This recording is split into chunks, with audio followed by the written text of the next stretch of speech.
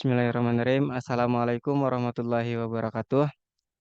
Alhamdulillah pada kesempatan kali ini kita masih diberi kesempatan serta kesempatan untuk bisa memaparkan hasil kerja kelompok kami, yaitu Python Fake News Detection Model with TensorFlow. Sebelumnya perkenalkan terlebih dahulu, kami dari kelompok Machine Learning dengan saya sendiri Solihin selaku moderator, tentunya dibarengi oleh teman-teman saya, ada Ade Faturrahman, Iqbal Daniela Firmansah, Muhammad Rizky Kausar Sulanjana. Untuk mengefektifkan waktu, marilah kita mulai presentasi kali ini dengan bacaan Bismillah bersama-sama. Bismillahirrahmanirrahim. Lanjut saja kepada bagian pembahasan. Di sini ada 4 tahapan. Yang pertama ada penyampaian pendahuluan, yang kedua metode dan kajian pustaka, yang ketiga hasil dan demo aplikasi, yang terakhir kita ada kesimpulan.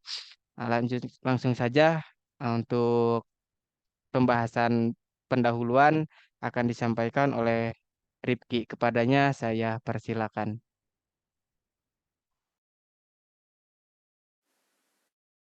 Kamera aing bang.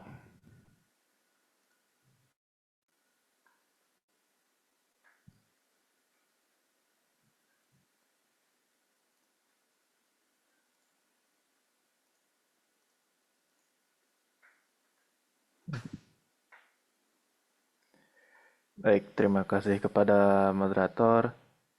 Untuk selanjutnya itu di pendahuluan, di era informasi digital, akses mudah ke berita dan informasi telah mengubah cara kita berinteraksi dengan dunia. Tetapi juga menghadiri tantangan berupa penyebaran berita palsu. Berita palsu yang sering kali dibuat untuk memengaruhi opini publik, mendapatkan keuntungan finansial, atau memperkuat agenda politik tertentu, dapat dengan mudah disebarkan melalui media sosial dan situs web. Oleh karena itu, penting untuk memiliki alat efektif untuk mengidentifikasi dan mengurangi dampaknya. Penelitian ini berfokus pada pengembangan model pendeteksi berita palsu menggunakan teknik pembelajaran mesin. Model ini dilatih untuk membedakan antara berita palsu dan berita sah berdasarkan fitur-fitur tertentu. Kami menggunakan Python dan kerangka kerja TensorFlow yang populer dan handal untuk membangun model pembelajaran mesin ini. Mendukung pemrosesan data kompleks dan dapat diskalakan. Tujuan penelitian ini adalah untuk membangun model yang efisien dalam mendeteksi berita palsu. Untuk metodologi penelitian yang kami pakai, yang pertama itu pemahaman teoritis, yang kedua dataset dan pengambilan pustaka, yang ketiga menghasilkan sematan kata, yang keempat pelatihan dan pengembangan model, yang terakhir itu adalah evaluasi dan prediksi model. Mungkin cukup sekian dari saya kembalikan ke moderator. Terima kasih kepada Rifki Kausar yang telah menyampaikan pembahasannya. Untuk selanjutnya disambung ke bagian kajian pustaka yang akan disampaikan oleh Ibal. Kepadanya saya persilakan. Baik, sebelumnya terima kasih kepada moderator yang telah mempersilahkan saya untuk melanjutkan memaparkan presentasi ini. Untuk kajian pustakanya, di sini ada text processing. Text processing adalah proses komputasi yang melibatkan pemrosesan dan analisis teks bahasa manusia oleh komputer, memungkinkan komputer untuk memahami, menganalisis, dan merespon teks dalam bahasa alami. Adalah tujuan utama pemrosesan teks. Berbagai aplikasi seperti mesin pencarian, analisis sentimen, terjemahan otomatis, dan pengenalan suara menggunakan teknologi pemrosesan teks.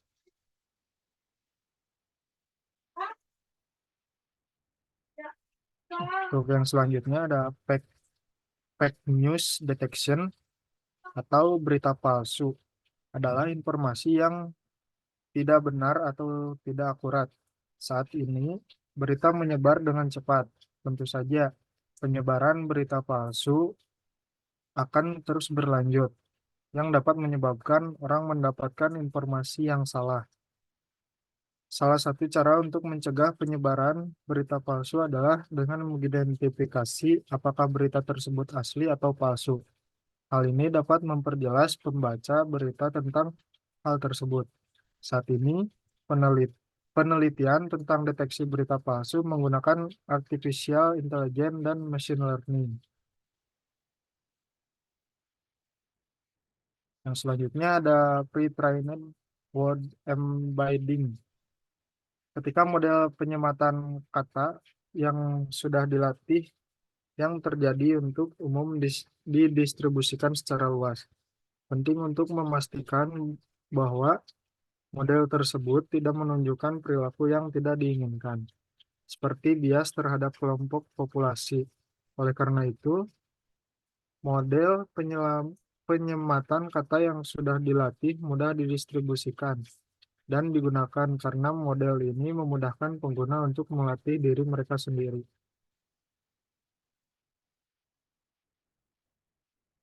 Yang selanjutnya ada TensorFlow, implementasi untuk menjalankan algoritma pembelajaran mesin dan antarmuka untuk mengekspresikan disebut TensorFlow.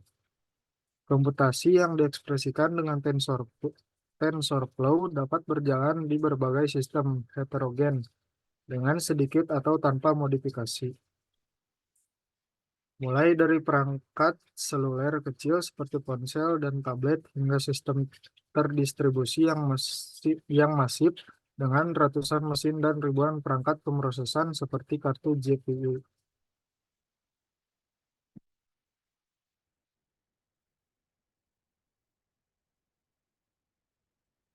Terima kasih. Saya kembalikan kepada moderator.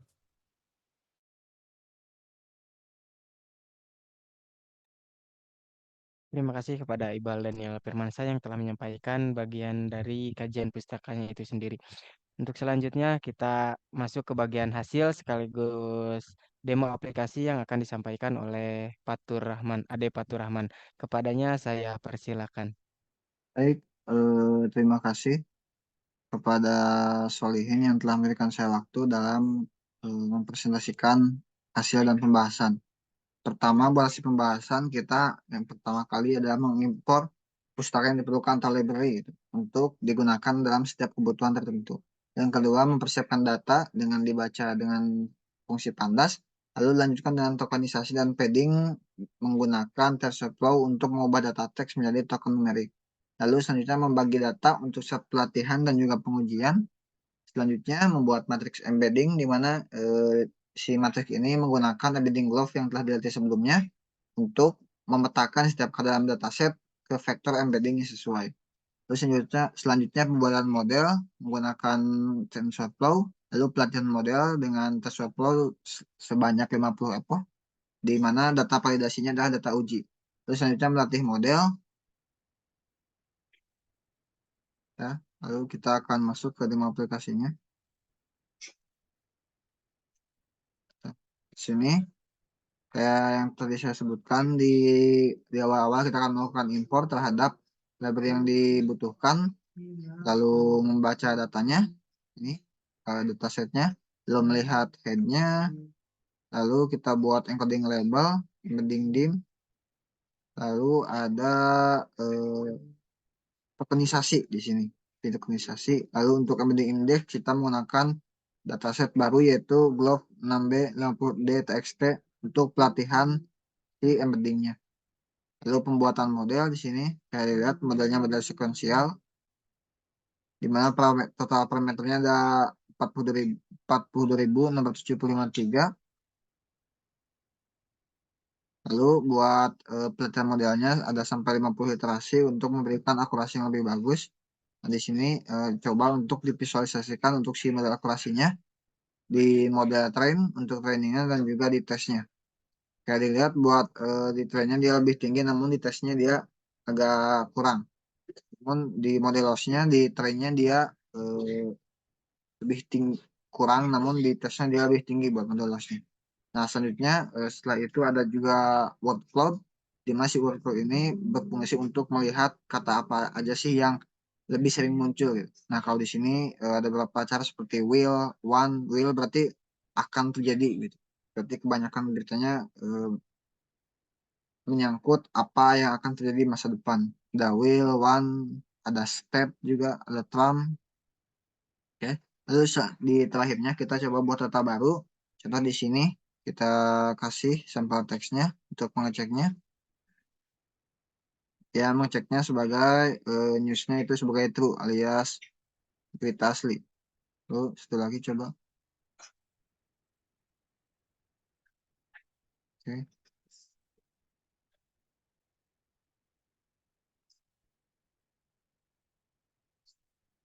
Kita lihat dia juga sebagai true untuk pengecekan dari newsnya itu sendiri. Mungkin itu dari saya, bisa dilanjut oleh moderator untuk kesimpulan. Terima kasih. Wassalamualaikum warahmatullahi wabarakatuh. Waalaikumsalam warahmatullahi wabarakatuh. Terima kasih kepada Ade Paturaman yang telah menyampaikan bagian pembahasan hasil sekaligus demo aplikasinya itu sendiri. Alhamdulillah sampai juga kita di penghujung presentasi kali ini dengan membawakan kesimpulan bahwa penelitian ini berhasil membangun dan mengevaluasi model deteksi berita palsu dengan efektif menggunakan data teks. Nah, proses dimulai dari pengolahan dan processing data, tokenisasi dan padding, hingga pembuatan embedding layer dengan glob yang telah dilatih sebelumnya, bahwa model sekuensial keras yang terdiri dari layer embedding, dropout, CNN, dan LSTM mampu menangkap pola lokal dan urutan dalam teks. Nah, pelatihan model selama 50 epoch menunjukkan peningkatan akurasi dan penurunan loss yang divisualisasikan dengan grafik kinerja. Nah, word cloud yang dihasilkan memberikan wawasan tambahan tentang perbedaan karakteristik antara berita palsu dan berita asli.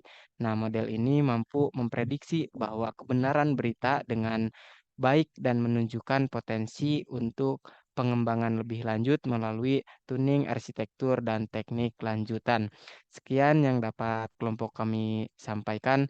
Mohon maaf bila ada kekurangan. Wallahul muwafiq ila aqwamit thoriq. Wassalamualaikum warahmatullahi wabarakatuh.